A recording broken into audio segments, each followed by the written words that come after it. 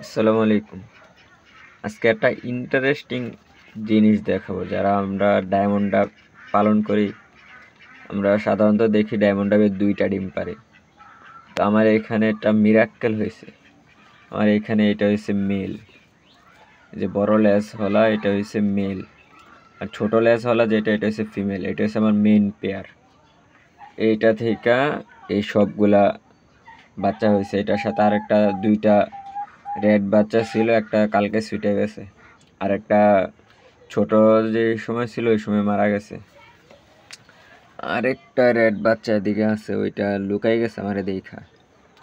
Interesting বিষয়টা হচ্ছে আমার এইখানে একটা মেল কিন্তু 4টা ফিমেল। 4টার ভিতরে এই ফিমেলটা যেটা এটার ভিতরে ডানার ভিতরে সমস্যা, এই কারণে এটা মিটিংও করতে পারে না, ডিমও পারতে পারে না।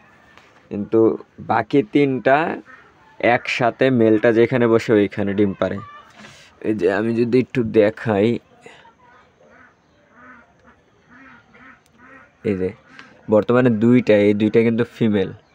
এই 2টা ফিমেল একসাথে বসে রয়েছে, বাট ওদের নিচে কিন্তু 6টা ডিম। আমি একটু আগে লাইট দিয়ে চেক করছি, প্রায় 5টা ডিমের ভিতরে ব্লাড এসে পড়ছে।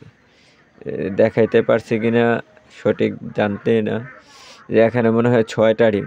হ্যাঁ, 6টা ডিমের ভিতরে 5টা ডিমের ভিতরেই ব্লাড এসে পড়ছে। এই যে 2টা ফিমেল বসে রয়েছে ডিমে তা দিতেছে, আর মেলটা এদিকে ওই ফিমেলটারে মিটিং কল দিতেছে।